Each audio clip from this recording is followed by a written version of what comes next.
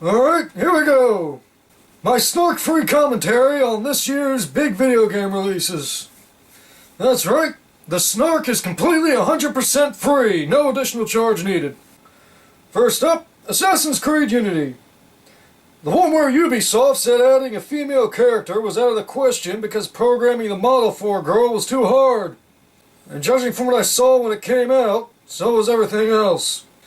But then the internet pushed back and Ubisoft heard them, and said they will add a female playable character.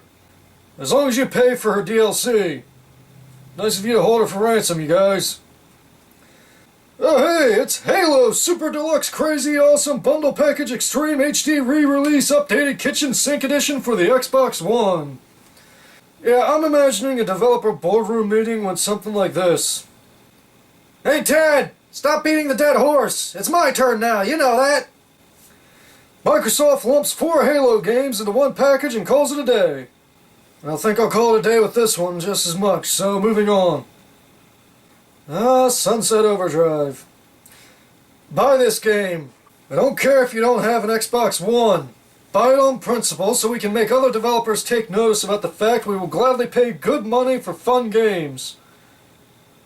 If you want more information about my stance on it, go ahead and watch my review for it. Smash Brothers, Wii U, and 3DS, or I don't know, whatever they call them now. More fighters on more game platforms with less content.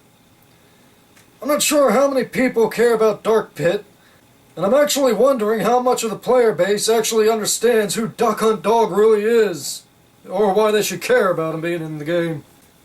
I want to be honest and say that I really miss Subspace Emissary. Destiny! A multiplayer-only shooter with mediocre story and mechanics that were annoying in Diablo 3? Oh boy! It's like they took the colorful graphics and humor out of Borderlands and made a game out of what was left. Listen, Bungie. When the most noteworthy thing about your game in the media after it came out was that people were standing in front of a cave and shooting into it for hours on end just so they could farm for loot, if that was the most noteworthy thing about your game after it came out, then something went wrong somewhere. Titanfall! Hey, speaking of hearing about stuff in the news, I didn't hear about this one much about a couple months after it came out. Shoot each other and then shoot each other again in giant robots. Sounds fun, but I've seen it before, but better in Armored Core and MechWarrior. And those had actual storylines to them to boot. Oh man, MechWarrior.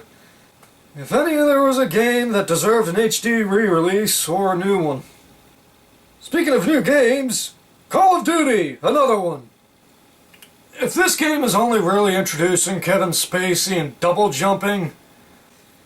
If the people in charge of Activision live their lives in the same way they make games, then their cars are all probably 1990 models that get a new color scheme on them every year, but are in a dire need of repair. After talking about so many shooters, I really wish Epic would come out with another Unreal Tournament game already. Be a gift from the heavens at this point. Watch Dogs! Hey everyone! Let's make an open-world game about hacking and how we should all be careful about how much of our personal information is floating around in cyberspace. By the way, we need you to sign up for an online service to play our game about a narcissistic sociopath. Pokemon, Super Sapphire, and Radical Ruby. Oh yeah, now those are names for them. Yet another re-release of an older Pokemon game. Only this time we have Primal Evolutions. I'm not even sure what we're going for anymore with these games. Nintendo, stop screwing around and just release a Pokemon MMO like people actually want. That way you can release as many Pokemon as you want without forcing us to update every year. At this point, I'm convinced there isn't a Pokemon equivalent to Skylanders or Disney Infinity because there's a patent somewhere they don't want to get involved with. Metal Gear Solid 5, pretentious subtitle. Dear Hideo Kojima, if you didn't want to stop making Metal Gear Solid games, then you shouldn't have killed off Solid Snake back in 4. I'm more interested in what you've got in mind for Silent Hills, and we would really like another Zone of the Enders. At this point, you guys are just telling us stories we've already heard before and know what the ending is.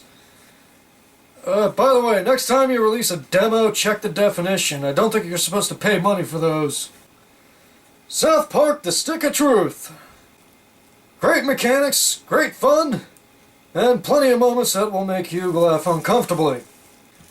It's hilarious how much of a game they got out of the idea of neighborhood kids go LARPing, but that is South Park for you. This game is for adults only, so you youngins better leave it alone. Don't worry, it's not going anywhere. You can get it when you're 17.